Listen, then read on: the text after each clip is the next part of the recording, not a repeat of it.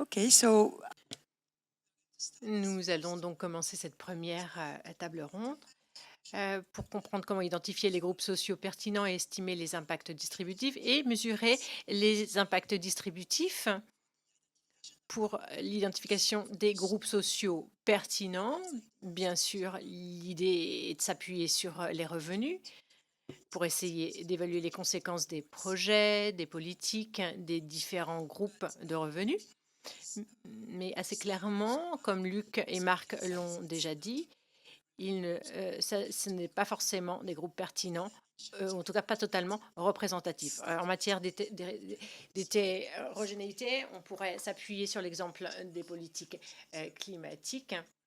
Évidemment, l'aspect géographique est extrêmement important, beaucoup plus que la dimension du revenu. Donc c'est très important d'identifier euh, ces différents aspects. euh, Quels sont les groupes qui seront les plus affectés?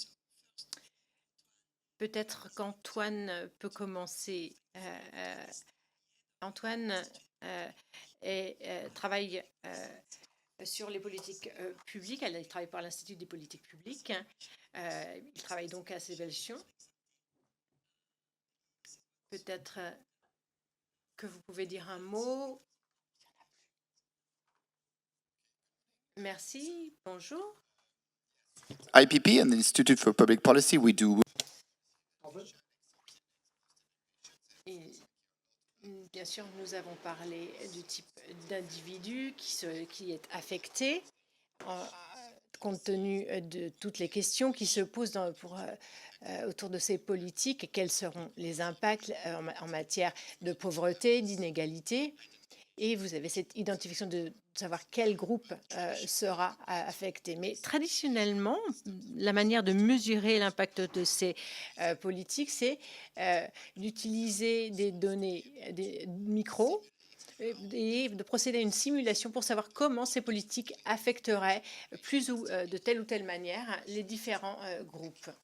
L'idée était de prendre cela en compte, de prendre la différence des compositions de ménages, le nombre d'enfants, pour essayer de comprendre la manière dont ils seraient affectés. Mais comme vous l'avez dit, Kathleen, il y a d'autres dimensions à prendre en compte en dehors du revenu.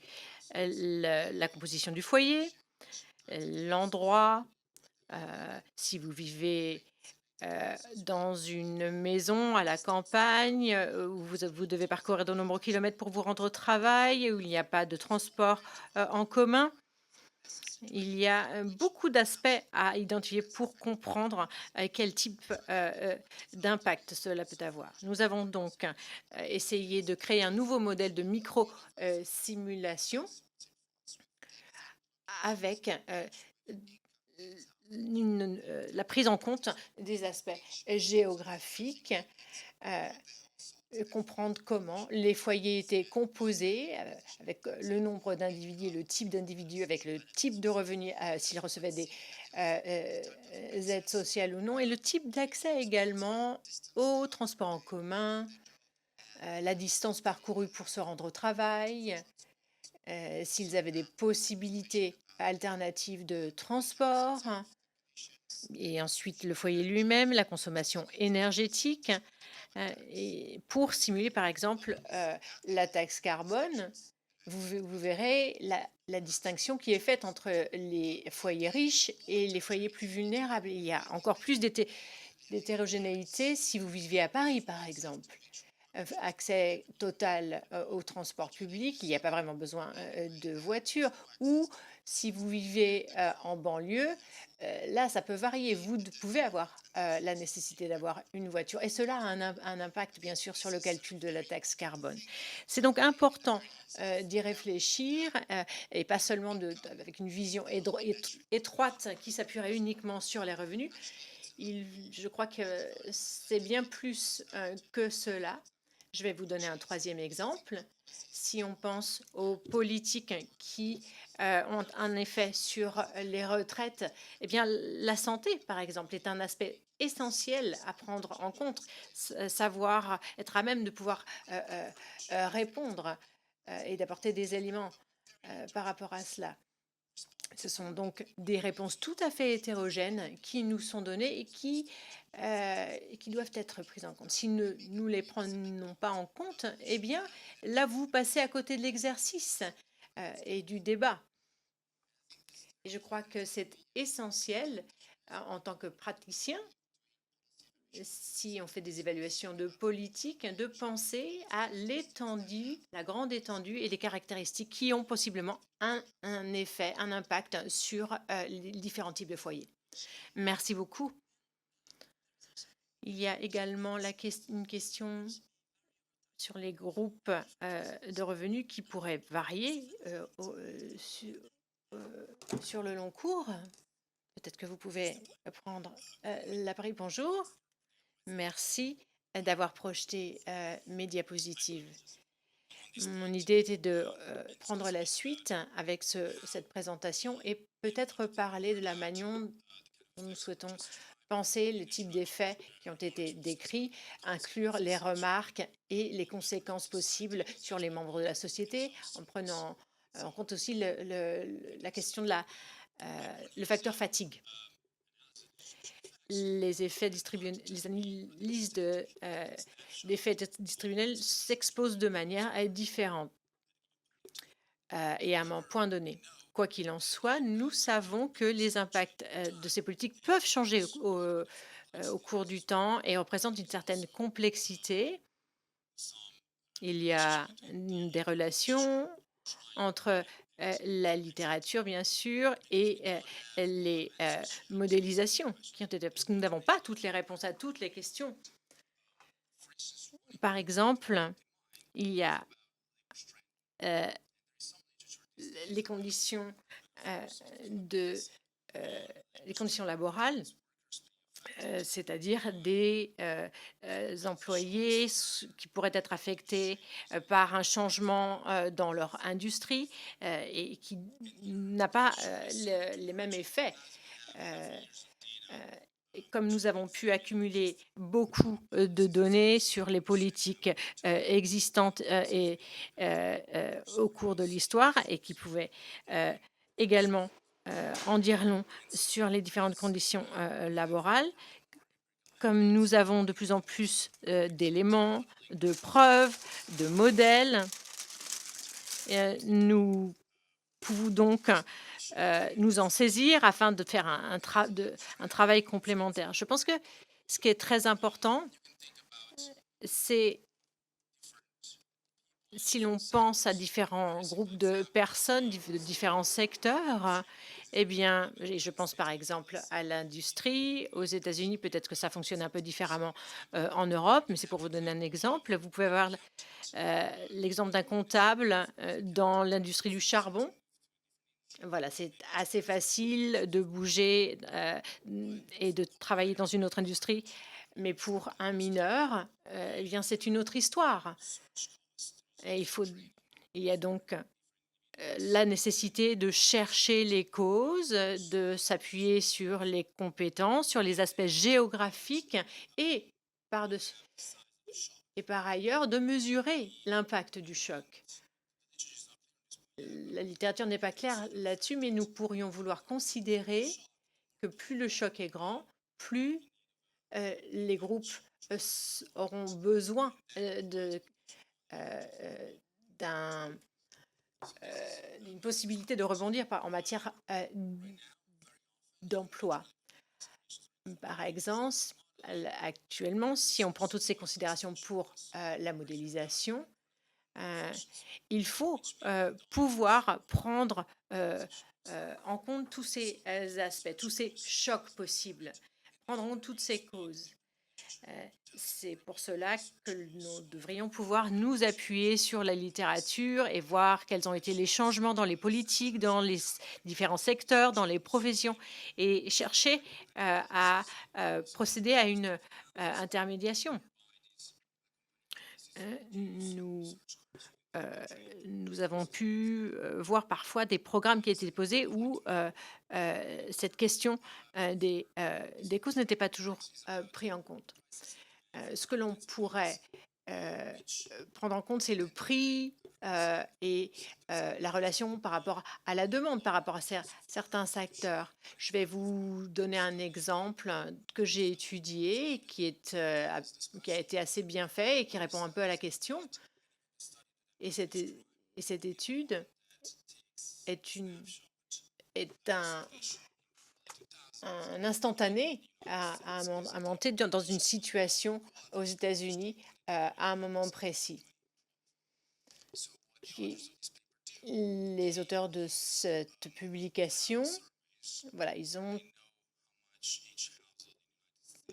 procédé à une étude en allant interroger un certain nombre de foyers et ils se sont rendus compte que les comportements varient énormément selon le prix de l'essence, par exemple, et qui dépendait bien sûr de la distance par rapport au golfe de Mexico. Puisqu'évidemment, les prix évoluent selon l'endroit. Merci. Intervention hors micro.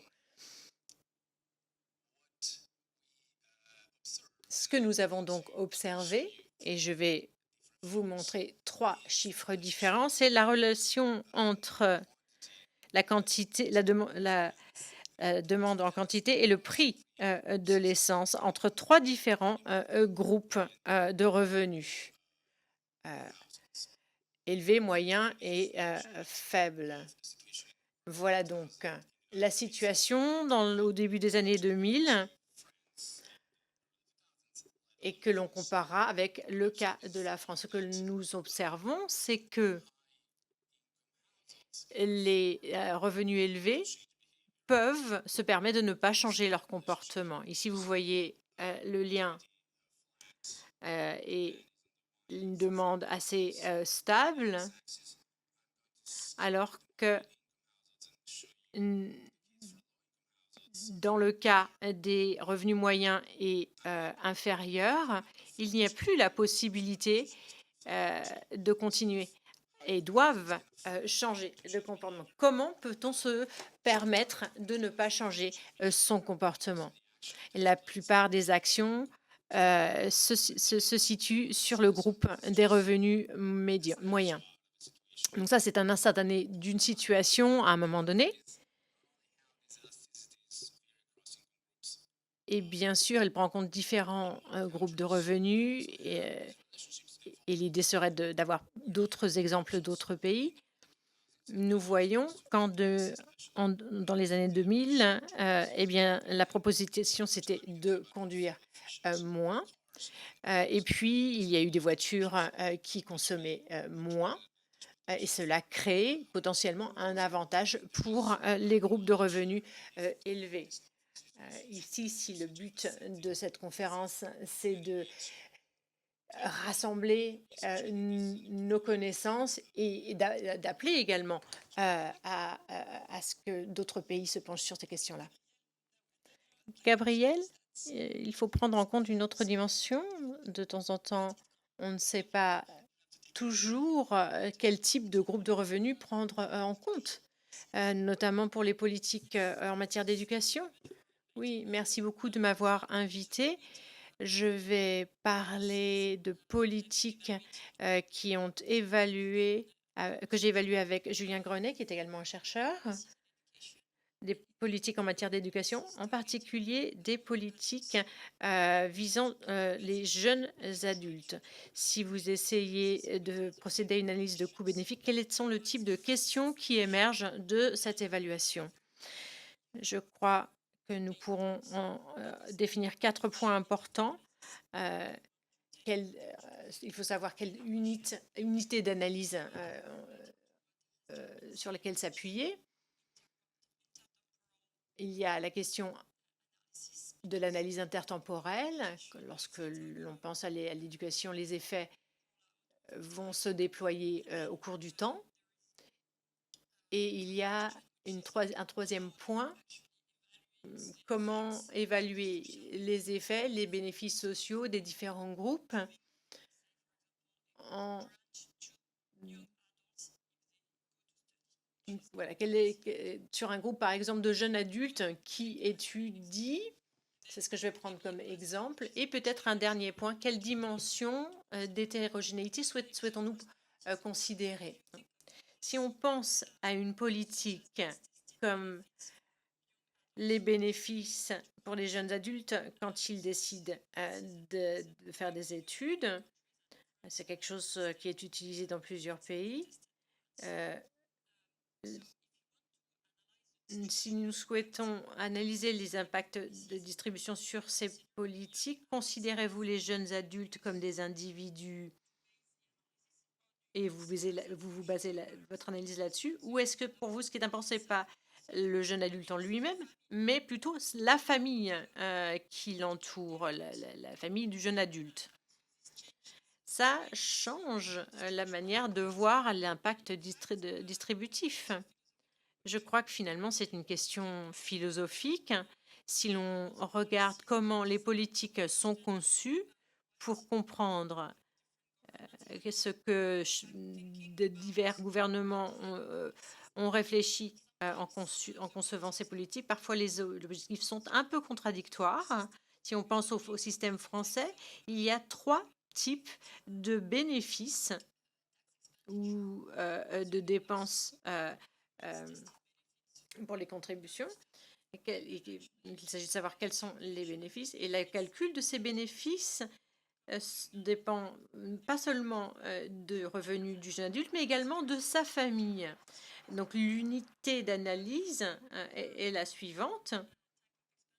Il faut donc voir quels sont les types de dépenses, de voir ce que la famille déduit de leur feuille d'impôt.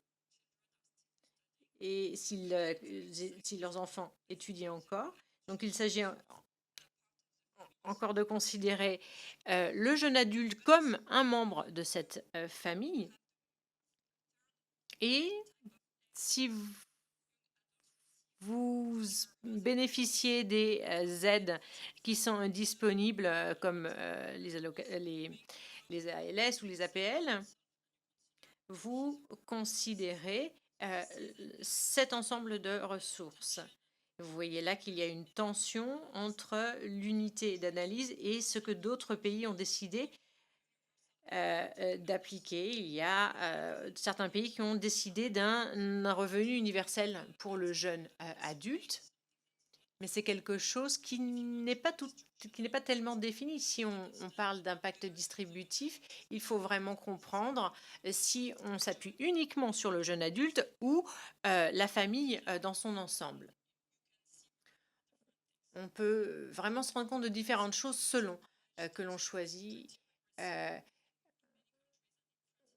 On peut voir que les choses changent beaucoup à l'entrée aux études. Et le second point concerne les considérations intertemporelles. Si l'on pense aux différents types de politiques que l'on peut évaluer, l'éducation est une des politiques où les bénéfices vont s'étendre sur une longue période, puisque les études peuvent être longues. Ce qui signifie que le choix de taux d'actualisation est très important, mais également lorsque l'on considère un jeune adulte à un point donné dans le temps, cela ne correspond pas toujours à ce que sera son revenu permanent. Typiquement, quand les étudiants font des études longues, à un moment donné, ils n'ont pas beaucoup de ressources, mais il est attendu que leur revenu, au bout des études, va croître de façon substantielle. Il y a néanmoins il y a donc beaucoup de différences entre les jeunes adultes qui étudient et ceux qui n'étudient pas. Et il y en a qui n'étudient pas et qui ne sont pas éligibles pour les minima sociaux. Il s'agit d'avoir plus de 25 ans pour bénéficier de ces aides. Et on peut donc c'est une vraie question à prendre en compte lorsque l'on procède à ce type d'analyse. décidé de considérer le revenu actuel ou une notion de revenu permanent. Le point suivant concerne les bénéfices de l'éducation. Il y a bien sûr des retours sur investissement sur des personnes qui étudient. On peut espérer qu'il aura un revenu augmenté, un revenu conséquent. Il y a bien sûr certains aspects qui sont difficiles à évaluer, c'est difficile de donner une valeur monétaire. Si plus de personnes sont formées en main-d'œuvre, eh bien, c'est également au bénéfice d'autres employés. Cela aura un impact distributif, mais il est difficile à évaluer. C'est également quelque chose qui est complexe. Ce qu'on essaye en général de faire, c'est de regarder les retours privés et d'ajouter les impôts qui seront à payer et qui représentent un bénéfice social. Si cela donne un bénéfice positif pour la société, eh bien nous considérons que ce sera une politique qui devrait être prise en compte, mais nous devons garder en tête que nous devons baser cette analyse sur le retour pris sur ces études. Aux États-Unis, les retours de cet ordre sont tout à fait monnaie courante, où certains cela dépend beaucoup des systèmes d'éducation. Il y a des systèmes qui ont peu d'impact. Et aux États-Unis, on a tout un système de retour sur investissement par rapport à cette période d'éducation. Ce n'est pas toujours la personne concernée, la personne qui étudie qui reçoit tous les bénéfices parce que c'est organisé de façon à ce qu'il y ait moins d'inégalités. C'est quelque chose que nous souhaitons prendre en compte quand il s'agit de monétiser. Et le dernier point, qui est très court, lorsque nous souhaitons analyser des impacts distributifs, comme nous en avons déjà discuté, l'impact distributif se base sur le revenu ou le revenu de la famille.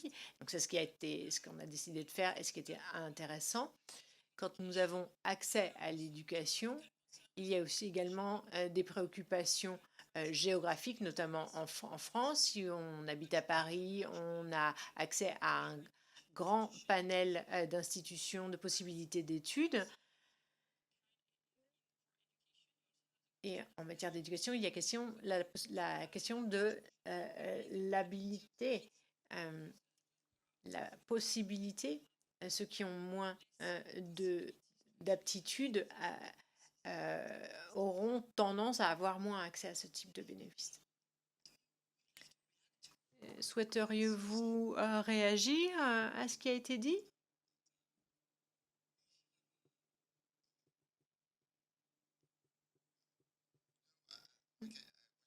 Non, ce que je peux dire, et peut-être je rebondis sur ce qu'a dit Gabriel par rapport aux politiques éducatives,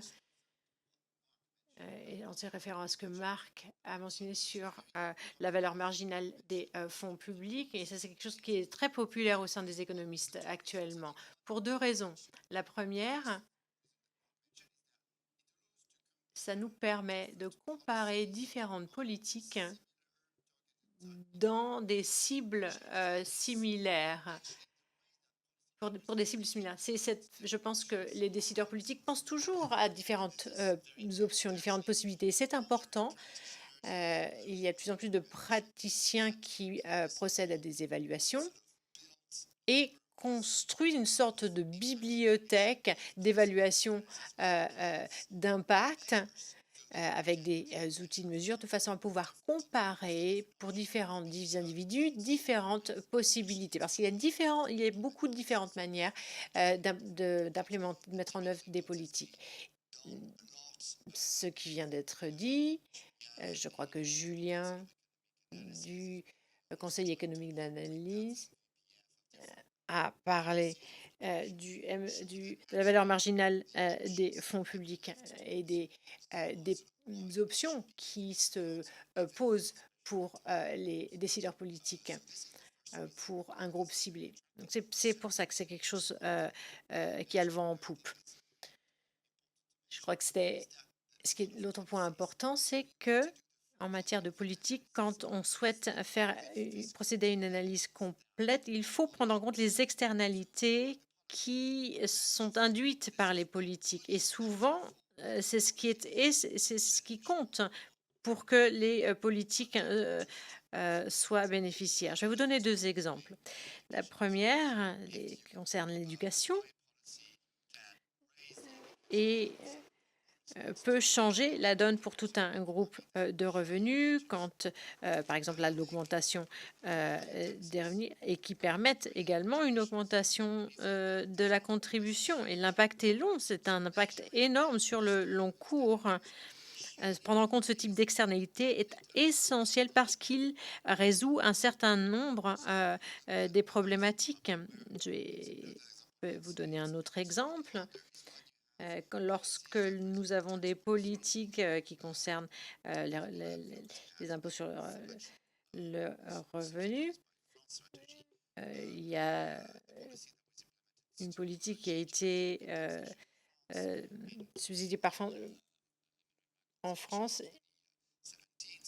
en 2017 avec une question qui se posait par rapport aux impacts sur les investissements et la taxation en 2018 a mené à une grande crise des dividendes qui n'a pas donné de résultat. Et ça a eu finalement un effet positif sur... ça a créé des liquidités et l'idée était bien sûr de payer les dividendes. Il y a donc un aspect d'externalité fiscale qui capture les gains et qui permet de penser à toutes les couches qui représentent ces externalités, le potentiel, et tout cela a un impact qui est difficile à mesurer parce qu'il est diffus sur une longue période du temps et qui est difficile à identifier. So Et donc, les externalités fiscales sont probablement en premier ordre dans l'analyse et si c'est étalé sur une longue période de temps, c'est très difficile à identifier. C'est pour ça, quand vous pouvez identifier directement l'externalité fiscale, ça peut compter comme un euro additionnel dans cette politique, comme vous le comparez par rapport aux individus, mais également quand vous pensez aux difficultés de le faire sur une période plus longue de temps. Et je voulais également mentionner quelque chose que Stéphano peut peut-être réagir dessus, c'est, je pense que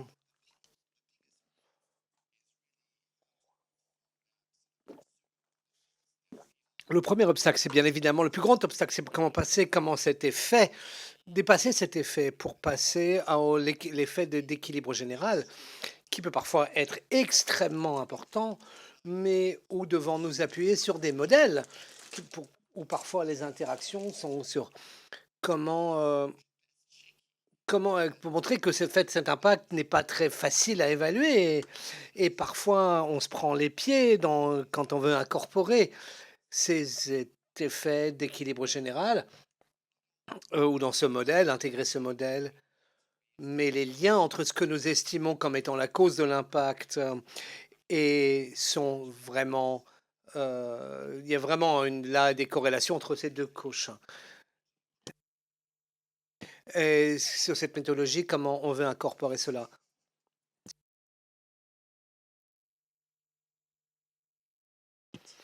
Ma réaction à votre commentaire, c'est que je peux être d'accord avec vous, mais je n'ai peut-être pas la réponse complète. Il y a une forte élan en économie pour une implémentation possible. Plus tard, j'aurai le temps de parler sur comment cette expérimentation au niveau politique et démarrer des nouvelles politiques peut nous aider non seulement à définir comment les politiques travaillent, mais également comment les gens apprennent sur comment fonctionnent nos politiques. Et je pense que les deux éléments sont extrêmement importants. Bien évidemment, un des points quand on s'engage dans l'expérimentation politique, c'est que C'est au niveau des effets, si on pense par exemple des tests randomisés, d'opérations pilotes, par exemple des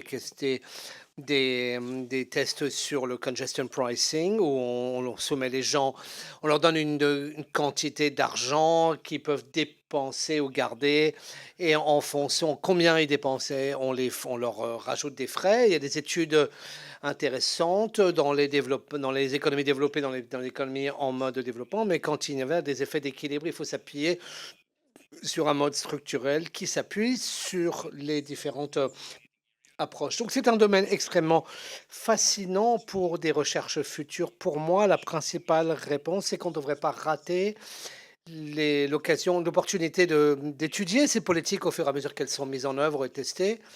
Et, euh, et j'aurai peut-être le temps de parler.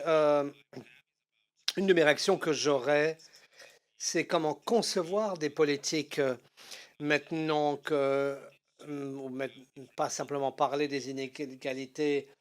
euh, Combien de variations il y a au sein d'un groupe spécifique de revenus. Je pense que c'est important. Je pense que c'est important que les décideurs politiques. Moi, j'ai deux exemples. Moi, je fais travailler beaucoup sur les questions de péage urbain, d'environnement, d'économie politique, où les politiques, certaines peuvent être plus exposées. Ici, il semble que l'approche est plus sur les effets de distribution en soi, mais les deux approches se recouvrent très bien. Mon approche est que nous voulons éviter les effets distributifs négatifs parce que ça peut créer bien évidemment des résistances, mais également je gère également sur la question les effets distributifs chez les gens en somme. Et j'ai deux points qui je pense sont relativement bien conçus pour répondre à ces questions. Je ne suis pas sûr si ça va passer le test du temps, surtout au vu de la période dans laquelle nous vivons. Mais je pense que en matière de l'État, je pense que les décideurs politiques prennent. Là, d'abord, c'est la question du revenu du Canada qui redistribue les revenus de manière uniforme aux citoyens. Ça, c'est la première. Ah, c'est la taxe carbone. C'est la première taxe carbone qui le fait pour l'ensemble des carbone. La redistribution de la taxe carbone suisse, c'est une redistribution des revenus fiscaux en Suisse sous forme de dividendes, sous forme de transfert, mais seulement une partie des revenus sont concernés, contrairement à la taxe fédérale carbone au Canada, où la totalité des revenus sont redistribués aux gens. Si on regarde ces questions de manière statistique, selon l'Office budgétaire parlementaire du Canada, à peu près 37% des Canadiens profitent directement financièrement de cette redistribution. Et plus encore, les gens, évidemment, dans les catégories socio-professionnelles inférieures et avec moins de revenus, il y a certains coûts de mise en œuvre de ces politiques climatiques. Mais ce qui est intéressant en matière de l'équité horizontale, c'est que dans le cas canadien, les revenus sont non seulement tirés de toutes les provinces qui n'ont pas leur propre système de taxation carbone ou le système de valorisation de la taxe carbone, mais ces revenus restent dans les provinces.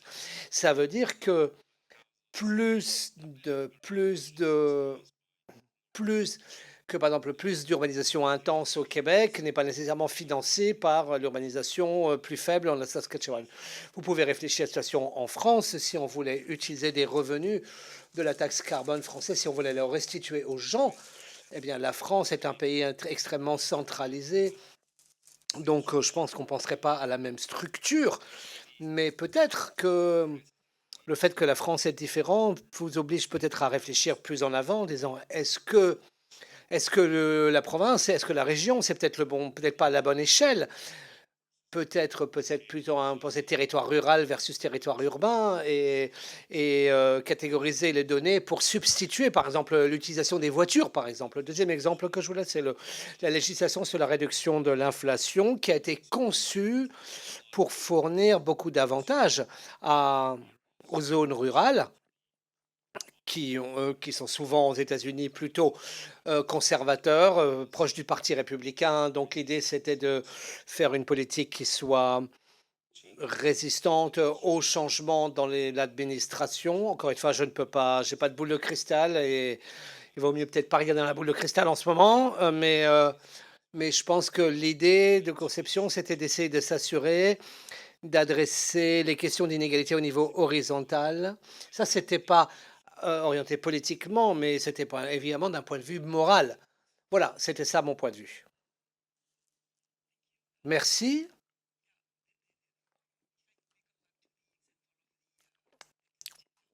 Si je peux revenir à l'exemple de la taxe carbone au Canada. La redistribution a été conçue pour prendre en compte les questions de redistribution et le rendre acceptable par la population. Mais vous avez peut-être vu que la première chose qu'a fait McCartney quand il est devenu Premier ministre du Canada, ça a été de l'annuler, cette taxe. Voilà. Donc il y a cette question de l'acceptabilité. Peut-être prendre en compte la question de la redistribution ne suffit pas. On peut peut-être en parler un peu. Il y a un autre point qui serait intéressant à adresser. Marc en a parlé un peu. C'est sur les préjugés au niveau comportementaux. On peut concevoir une politique très bien, mais si les gens ont des préjugés, ils vont pas réagir comme on pense qu'ils vont réagir. Ça peut être un échec complet. Voilà. Est-ce que vous avez quelque chose à dire sur ces questions? Cette question du préjugé comportemental. Je vais essayer. On peut parler des préjugés comportementaux, oui. Vous aviez dit que vous alliez en parler. Oui, il y a deux choses. L'analyse où il faut s'appuyer sur des modèles behavioristes ou des réponses behavioristes qu'on a observées auparavant. Et ça, c'est très difficile. On modélise des choses extrêmement inattendues parce que par définition, c'est inattendu. Donc je pense que c'est très difficile de faire beaucoup mieux que ce que nous savons sur un point de vue particulier. Une fois qu'on a...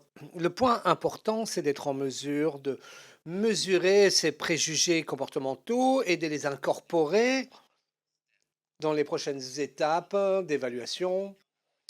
Est-ce qu'il faut que ça devienne une fonction régulière? Je pense que le problème avec ces préjugés comportementaux, c'est que ça dépend très étroitement de conceptions extrêmement précises de la manière dont la politique est conçue, à quel point elle est adaptée, à quel point les ensembles de données ont été intégrés et ils étaient corrects. Donc ça, c'est très difficile pour les pratiques de la politique distributive. Ça, c'est pas spécifié, soit dans la proposition politique, ni dans la mise en œuvre.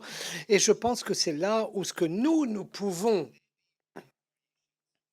Il peut y avoir on peut dire, c'est qu'il y aura des grandes variations dans la manière dont la politique distributive et les variations vont agir et comment les gens vont le concevoir.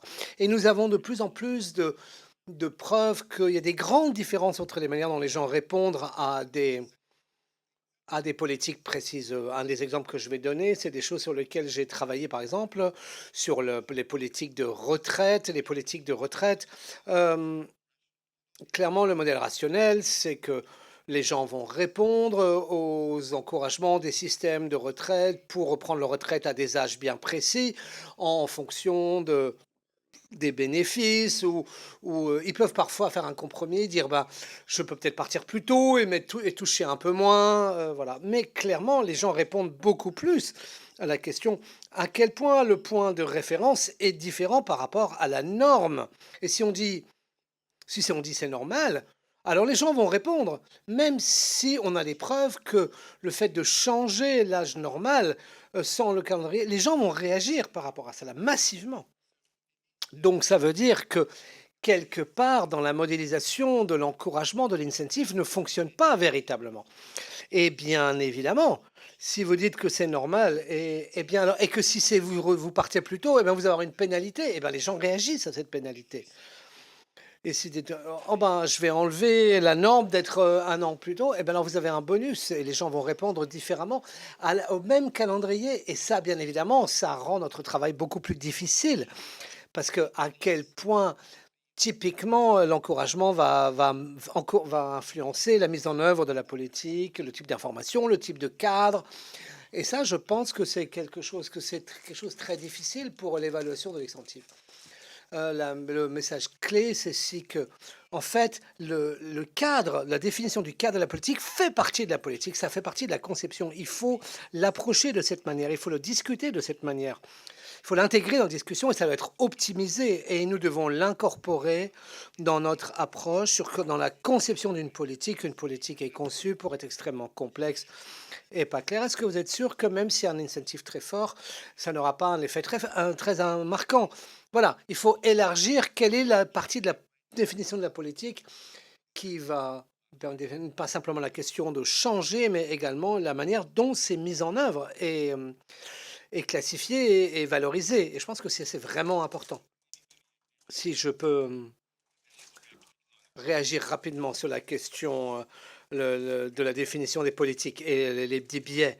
Je comprends tout à fait d'où Marc Carnet vient. Les choses sont très compliquées sur le continent nord-américain en ce moment. Je pense que vous pourriez également arguer du fait que que dans l'analyse de valorisation, prendre en compte que en matière de récession, eh bien, les politiques environnementales doivent être dégradées. Et j'ai fait un travail là-dessus. Voilà, il faut que ça soit, il faut créer de la stabilité au niveau. Et donc, moi, j'ai également travaillé. Il faut que les politiques soient prévisibles sur le long terme pour qu'elles puissent s'ajuster aux chocs externes automatiquement et qu'on sache exactement comment ils vont s'ajuster et que, évidemment, ça bloque. Ça lie les mains des décideurs politiques. On sait par exemple que sous le premier mandat de Trump, on a utilisé la récession du Covid comme argumentation en faveur pour éliminer un certain nombre de politiques environnementales et ce n'était pas véritablement justifiable d'un point de vue économique. Mais si on pouvait me réafficher mes diapositives, s'il vous plaît, Clémentine.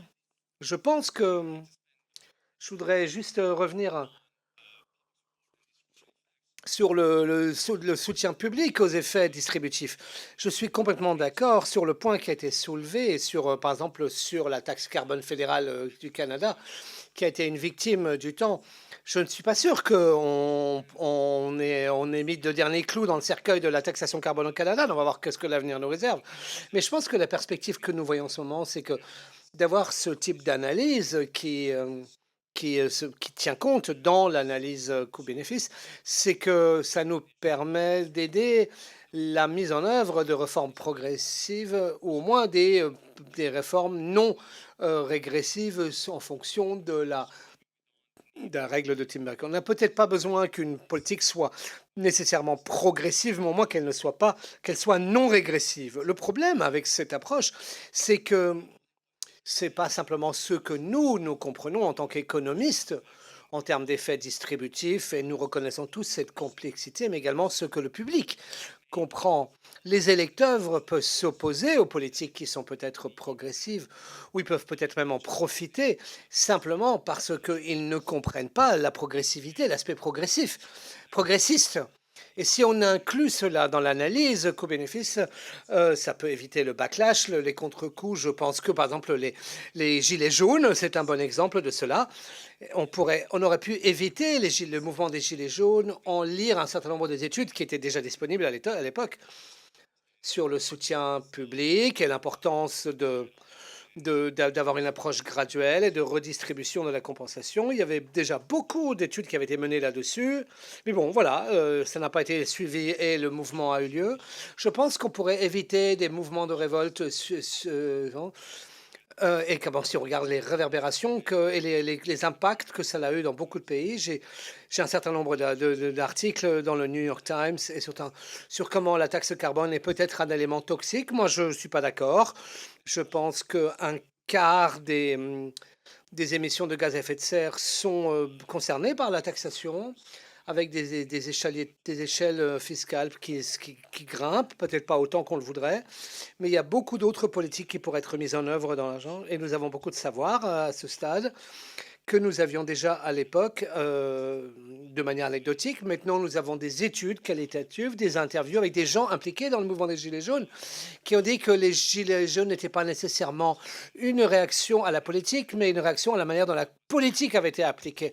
Et ce type de travail nous permet d'éviter des événements similaires à l'avenir. Mais ce que nous devons également définir, c'est d'aller une étape plus loin. Parce qu'il y a une chose, c'est d'éviter de mise en œuvre des politiques agressives, mais l'autre, c'est à mettre en œuvre des conceptions progressistes que les gens ne reconnaissent pas comme étant progressistes. Et donc, si je reviens à mes études de 2019, ça a été l'idée, c'est de fournir des informations aux gens sur la conception de la taxe, des taxes carbone, des effets distributifs, environnementaux, etc. Voici un exemple de cet expériment où les électeurs ont été exposés à différentes conceptions de taxes carbone et ils ont évalué les effets que les différentes taxes carbone, et c'est une combinaison d'une taxation par rapport aux revenus. C'est ce qui définit la taxe carbone. Et les électeurs, dans ces cas, savaient quel impact auquel ils pouvaient s'attendre sur la base du modèle informatique. Cela a été récemment utilisé, en montrant des vidéos aux gens sur comment la taxation carbone fonctionne et comment ça va les impacter. Il y a eu des recherches par d'autres, non pas sur les effets distributifs, mais il y a un article en France sur ce que les gens concevront. Est-ce qu'ils sont des gagnants nets ou des perdants nets? Et au Canada, il y a une étude intéressante dans le cadre de la taxe carbone existante. On a demandé aux électeurs est-ce qu'ils savaient combien d'argent ils touchaient du gouvernement. Et beaucoup d'électeurs au Canada n'en ont aucune idée. Et en fait, si vous leur demandez combien ils ont reçu, et ça va dépendre de leurs préférences politiques. Alors que, en fait, les dividendes sont les mêmes pour tout le monde, mais évidemment, il y a des raisons politiques qui motivent leur réponse. Donc, je pense que c'est ça la complexité que nous rencontrons. Je pense que nous devons définir les politiques, les communiquer autour, mais également clairement expliquer quelles sont les retombées concrètes et les principaux résultats de cette question, c'est que dès que les gens sont informés des retombées de la taxe, ils demandent moins d'affectation. Souvent, les électeurs pensent que le seul moyen qu'une politique environnementale et de taxe carbone peut changer les comportements des gens, c'est vous utilisez les revenus pour les environnements parce que vous ne voyez pas comment changer les comportements des gens. Voilà, il faut que pour l'instant, ils n'ont pas le choix, ils sont obligés de prendre leur voiture pour aller au travail, alors que sur le long terme, ils ont peut-être d'autres options. Une fois que les gens sont informés que la taxe carbone va réduire les émissions de gaz à effet de serre par rapport à leurs revenus, et qu'on va allouer pour un certain nombre de revenus, on va avoir plus de reproduction, mais une fois qu'ils sont informés que leur taxe carbone va réduire leur gaz à effet de serre et qu'ils sont informés que les effets distributifs des différentes politiques, alors ils sont beaucoup plus en faveur de ces politiques progressistes. Et ici encore, je vous montre comment nous expliquons la progressivité, par exemple, dans les dividendes carbone ou la réduction des différents taux fiscaux, par exemple. Là, ça, c'est le dernier point ici. Mais il y a peut-être d'autres moyens qui sont relativement faciles. Il y a un article que nous avons publié dans Nature qui était pour un grand public où essentiellement on expliquait comment les dividendes carbone peuvent avoir un impact sur les gens à travers les différents niveaux de revenus et on le fait. Et bien évidemment, on laisse tomber un peu la complexité. On leur explique grosso modo aux gens qu'on peut avoir deux foyers, un foyer à bas revenu qui paye 50 euros par mois sur sa facture d'électricité et un foyer à haut revenu qui va payer 100 euros par mois en facture d'électricité. Il est clair que ces 50 euros, même s'ils sont inférieurs à ce que dépendent les gens à haut revenu, vont coûter beaucoup plus cher au foyer à faible revenu. Et donc, vous avez une différence en dépenses absolues. Ça veut dire que en fait, les foyers à faible revenu vont payer beaucoup plus et ils payent beaucoup plus au niveau de leur niveau de revenu en pourcentage. Et maintenant, évidemment, alors si on fait baisser le taux, si on augmente le taux, le prix de l'énergie, alors les faibles revenus vont payer 100 euros par mois et les hauts revenus vont payer 200 euros par mois. Et donc évidemment, cela impacte beaucoup plus les faibles revenus. Mais si on rassemble, si on fait une moyenne, ça fait 150 euros de revenus fiscal et on leur donne, aux faibles revenus, on leur donne un forfait de 75 quand ils payent 50 de plus. Donc ils gagnent 25 euros. Donc je pense qu'il y a des moyens d'expliquer aux gens, de faire comprendre comment les politiques peuvent avoir un caractère progressiste. Et je pense que ça, c'est là où on peut aller fournir des informations avant, mais aussi après. Je ne veux pas prendre trop de temps. Je voudrais juste dire deux, trois mots sur ce que moi j'appelle l'analyse cause-effet, l'analyse causale du soutien politique.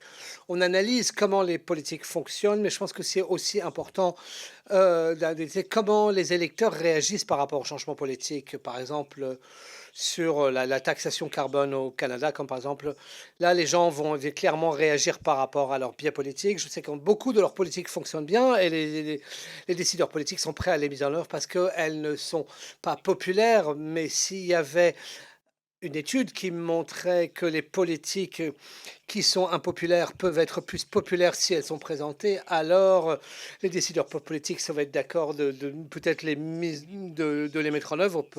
On a besoin de plus de recherches sur quelle est la perception des gens, surtout quand ces politiques passent l'analyse coût-bénéfice qui cet après-midi, j'aurai un peu plus de temps pour détailler exactement comment cette recherche fonctionne. Merci beaucoup. Maintenant, c'est un peu de temps pour des questions du public. Si vous voulez poser votre question en français, il n'y a pas de problème. Il y a de l'interprétation disponible. Est-ce qu'il y a des questions dans la salle? Des gens qui auraient... Merci beaucoup. Mon nom est Pascal Schuster. Je suis du secrétariat français. Je vais essayer de poser ma question en anglais. Je pense que c'est la première fois que je parle anglais dans ce bâtiment, mais je vais essayer de faire mon mieux. Je sais qu'il y a beaucoup d'orateurs anglophones dans la salle. Ma question, c'est une question de compréhension à Kathleen. Vous avez dit que c'était assez évident de définir les groupes sociaux au niveau du critère des revenus. Donc, première question, est-ce que j'ai bien compris que c'est une évidence? Parce que le but de ce travail distributif, c'est de créer, c'est d'obtenir plus d'équité dans la distribution des revenus au sein de la société. Est-ce que j'ai bien compris cela? Et la deuxième question, est-ce que vous n'avez pas mentionné, vous et vos collègues, et Gabriel en a parlé, la, le, le critère du patrimonial quand on parle de l'impact socio-économique?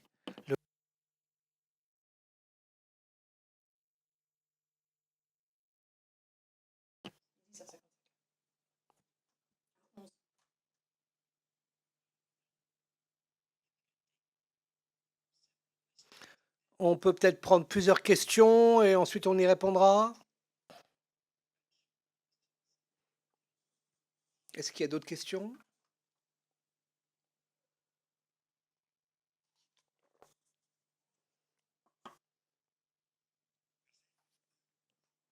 Me demandais en regardant le titre de la session, pourquoi est-ce qu'on a mentionné les groupes? Est-ce qu'on a encore besoin de groupes? J'ai l'impression que ce que vous avez dit montre que maintenant on a suffisamment de grandes bases de données pour s'intéresser directement aux individus. Alors, si vous avez une hétérogénéité qui est tellement grande, à quoi ça sert de conserver cette idée de groupe? Merci.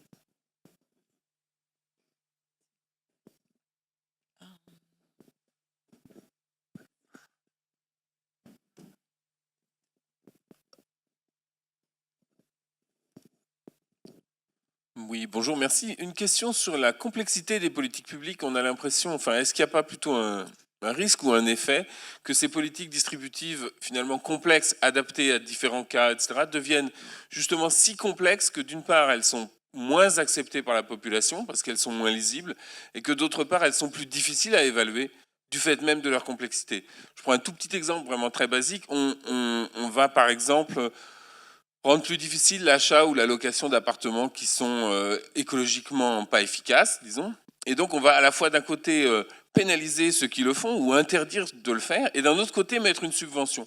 Donc tout ça est compliqué, il y a différentes classes d'appartements, et ça. Tout ça devient un peu illisible et un peu effrayant peut-être pour les acteurs, et peut produire une résistance, d'une part, et d'autre part peut-être rendre les choses plus difficiles à mesurer, auquel cas l'évaluation aussi spécifique créerait une espèce de cercle de complexification, de difficultés à mesurer, etc. etc. Est-ce que ce n'est pas une réalité? Est-ce que ça existe?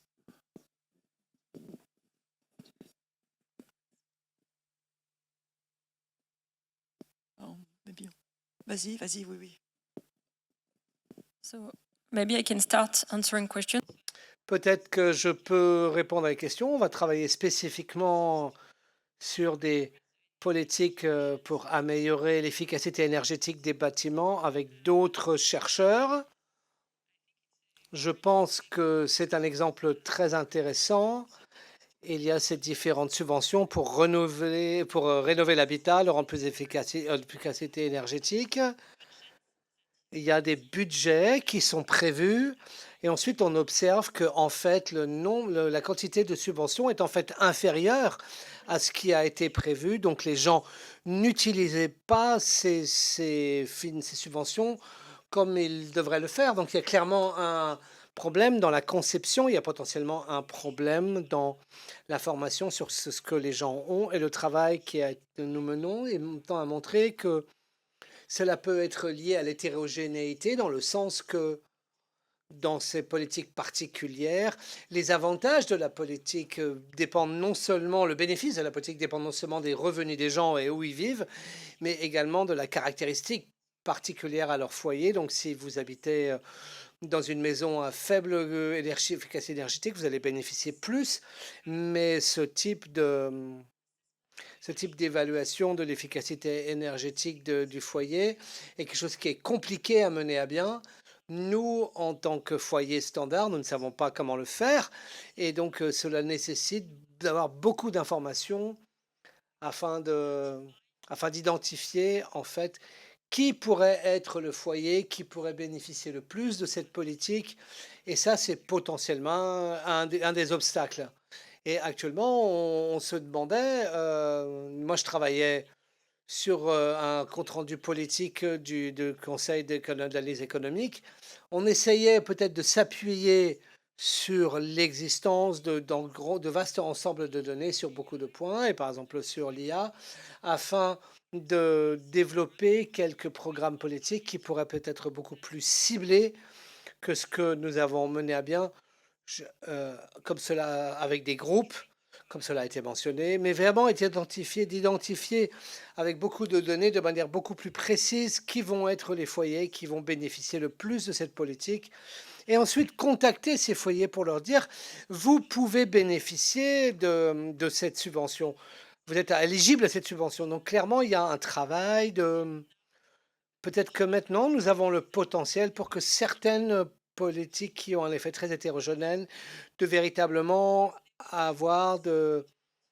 d'annuler ou de mitiger cette hétérogénéité parce que nous avons beaucoup de données, mais nous ne savons pas encore très bien comment le faire bien.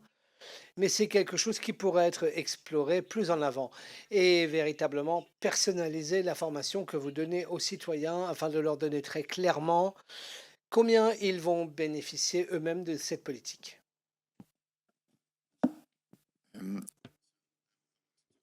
Je souhaitais répondre à deux des questions qui ont été posées.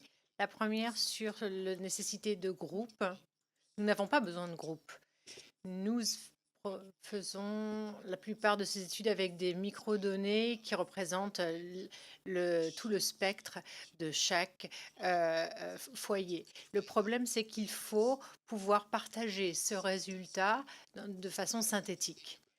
Lorsque l'on pense à la représentation des résultats de différents groupes, avec le type de revenus, la composition du ménage, etc., il faut trouver une façon de représenter cette somme d'informations. On ne peut pas représenter 60 millions de données, même si il y a des nuances dans chaque catégorie. Bien sûr, nous voulons prendre en compte les particularités des foyers, mais voilà, c'est une façon, le but ultime est de pouvoir représenter l'information. La question sur la complexité, il est assez clair. À l'heure de la conception, le cadrage d'une politique, la complexité importe pour l'impact. Récemment, En septembre dernier, j'ai remis un rapport à Estienne Vesmer qu'il préparait pour le Premier ministre et on nous avait demandé de répondre à des questions de la réduction des impôts. C'était une grande partie de la politique en France pour les revenus, les bas revenus. Et durant ce rapport, je pensais savoir, avant la rédaction de ce rapport, quel était voilà, le cadre et qu'il était complexe, mais encore une fois, il ne reflétait pas la véritable complexité. Pardon. Et la réponse était 1,3 milliard. 1,3 différents contribution à la sécurité sociale avec les temps d'exemption selon l'endroit, selon le lieu géographique. Et, je me suis rendu compte qu'à ce niveau de complexité était erroné. Et ça ne nous était pas véritablement utile. Donc je suis tout à fait d'accord avec vous, mais c'est difficile de simplifier. C'est pas quelque chose qui se fait en un claquement de doigts. Et ce serait une erreur de penser que la complexité est une meilleure façon de prendre en compte les différents aspects de distribution. Et on peut travailler avec un système plus simple qui répond aux grandes problématiques. On ne peut pas procéder de manière séparée pour chaque foyer. Sinon, c'est un danger véritablement dans l'installation, la mise en œuvre de ces politiques. Nous devrons créer un certain nombre de questions, de sous-questions, et nous aurons tant de cas au final que la plupart vous savez, le travail de l'admission, c'est de mettre en œuvre ces règles. Il s'agit donc de faire un travail de conception de politique qui soit facile à mettre en œuvre et surtout de comprendre la notion, la part d'efficacité. Ce que j'ai compris, c'est de savoir que la question dans l'analyse distributive, s'il réduisait les égalités. Et non, cela documente la façon dont chaque entreprise sera affectée par la politique en incorporant les bénéfices des coûts avec la somme des foyers qui sont impactés négativement. Il s'agissait donc de prendre cela en compte pour la conception de cette politique. Et il faut bien sûr avoir ces objectifs politiques, réduire les inégalités, mais finalement c'est une question parallèle. J'espère que j'ai pu répondre à ces questions. Je vais réagir à cela sur la complexité politique. Je suis tout à fait d'accord avec le monsieur dans le fond. Effectivement, la question des dividendes carbone, il y a une taxe carbone et qui est appliquée à tout le monde. Il n'y a pas besoin de définir des seuils pour savoir qui va bénéficier de telle ou telle manière des politiques et bien sûr d'essayer de comprendre comment la classe moyenne est affectée. Il s'agit de comprendre quelle serait la règle pour déterminer le montant de ces dividendes charbon et qui varie selon les régions. Le second point, avec l'exemple qui a été donné, tout d'abord, j'apprécie tout particulièrement la manière dont le gouvernement a fait ses propositions. Il a été critiqué, mais voilà, il ne faut pas prendre les choses pour acquises. Je suis d'accord. Peut-être que ça peut être coûteux en matière de monétisation, selon s'il faut par exemple changer de lieu de résidence. Mais pour les bas revenus, il ne s'agit pas seulement des effets distributifs et de la progressivité. Je peux vous donner un exemple avec lequel j'ai travaillé au Ghana. Pour des sous-réformes, nous souhaitions obtenir un résultat positif sur la taxe carbone. Nous avions prendre en compte également les activités fossiles. Et bien sûr, il fallait prendre en compte la différence des bénéfices selon le type de foyer. Euh, à chaque fois qu'un gouvernement essaye de supprimer les subventions en matière d'activité fossile, eh bien cela a un résultat. Et finalement, quand on parle de foyer, on ne peut pas seulement penser en termes de progressivité, mais sur l'activité et les obstacles que cela pose de manière très concrète, avec les implications pour la trajectoire de cet individu. Merci beaucoup. Si je peux faire une remarque personnelle, je suis un peu perdue sur cette question de la complexité. Bien souvent, il y a un objectif, il y a des politiques qui sont ciblées et c'est forcément compliqué, c'est forcément complexe. Il faut beaucoup de données, beaucoup d'informations administratives. Cette tension, je pense en définitive, il y a bien sûr une complexité utile et une autre qui l'est beaucoup moins. Par exemple, une complexité dans les rapports. Il y a par exemple 660 différentes façons d'aborder la base d'impôt pour la sécurité sociale. Et ça, c'est typiquement quelque chose qui n'est pas utile. C'est une différence qui a été fixée basée sur 43 types de professions différentes. Tout ça parce que c'était des données qui avaient été données il y a un moment déjà. Et finalement, c'est une somme d'informations qui n'est pas utile. Et au contraire, il y a des complexités qui ciblent de façon différente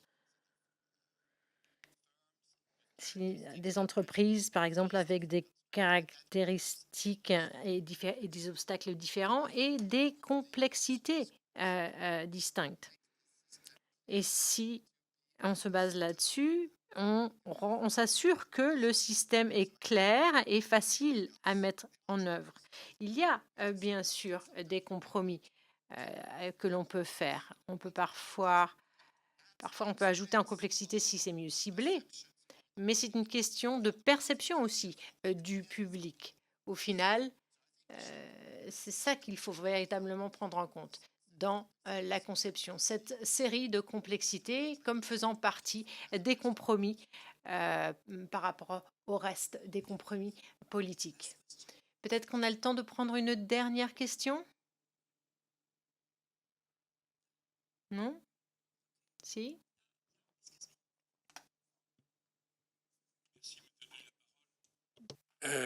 Je pratique professionnellement depuis 40 ans les décisions publiques et les choix politiques. Ce qui m'a frappé, c'est deux choses: des erreurs majeures d'évaluation, de méthode, et c'est là où Luc Baumstrack nous a donné un chemin pour les éviter, mais surtout, il n'a pas parlé, et d'une chose très importante, c'est le débat public, c'est le lien entre la complexité des choses et la perception des personnes qui vont être bénéficiaires ou perdantes.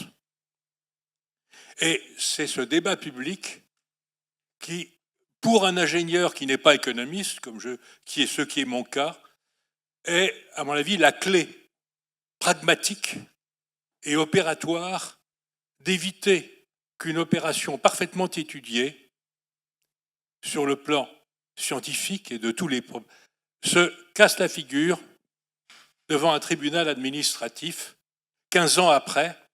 C'est le cas d'un problème qui se pose aujourd'hui en France et qui fait les gros titres des journaux quotidiennement depuis 2 mois, qui est les 60 kilomètres qui tentent de relier Toulouse à une petite ville qui s'appelle Castres. Et la question est coincée et tout le monde est perdant.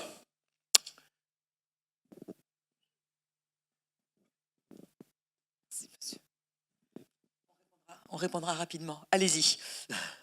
Je souscris aux propos de ce monsieur. Moi, ce qui m'a frappé, c'est que vous avez évoqué les enjeux politiques, enfin, l'éclairage politique. Vous considérez que le travail que vous faites a des retombées politiques, mais ce qui me semblerait essentiel, et ça m'a gêné dans les premiers intervenants, et ça me gêne autour de votre table. Ici, on est dans un bâtiment qui héberge le commissariat au plan. Moi, j'ai une formation de commissaire au plan, mais les commissaires au plan du général de Gaulle. Et notre point de départ, quoi qu'il arrive, c'était les enjeux. Pourquoi on veut faire changer quelque chose ? Et si on dit, tiens, mais on pourrait distribuer la taxe carbone comme ceci, ce serait plus futé de le faire comme ça, c'est de la bouillie, on perd son temps, en plus on fait des erreurs, c'est n'importe quoi. Voilà, je m'excuse, mais je trouvais que mes maîtres qui m'ont formé, ils étaient quand même, ils ont eu des résultats aussi, hein, voilà.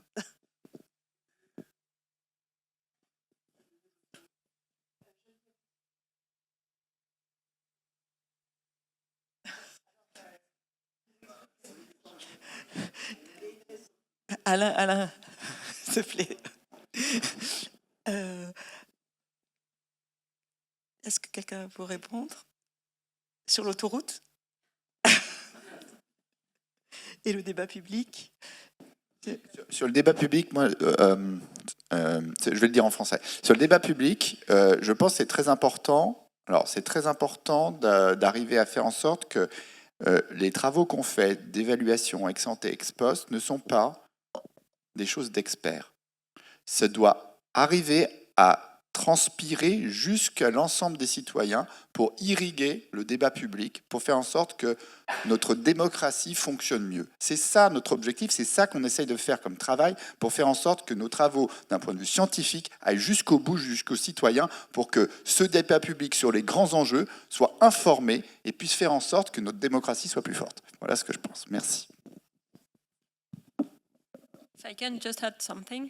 So I think that Si je peux juste ajouter quelque chose, je pense qu'il est important de tenir à l'esprit que la plupart des politiques que nous évaluons, il y a un certain nombre de fondations politiques, socio-économiques. Par exemple, si nous voulons faire la taxe carbone, nous voulons subventionner des jeunes pour qu'ils puissent se former. Ça, ce sont les grandes questions.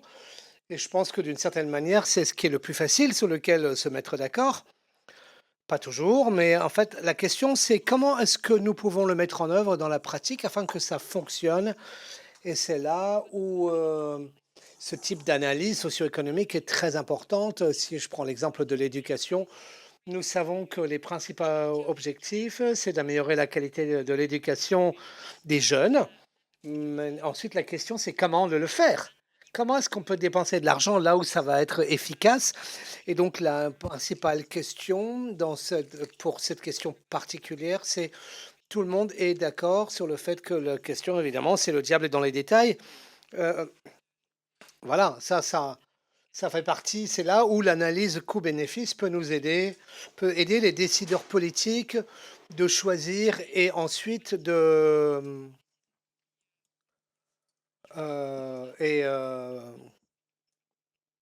ça nous permettrait d'adresser cette question plus importante. Merci, je pense que nous devons nous arrêter, sauf s'il y a un dernier point. Stéphano, les fameuses dernières paroles.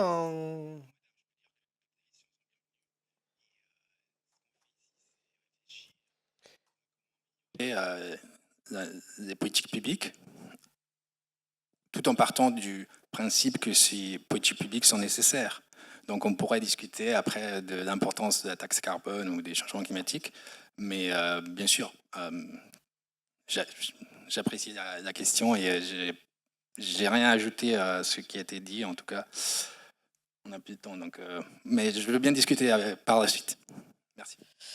Merci beaucoup pour cette table ronde, pour vos interventions et pour vos questions.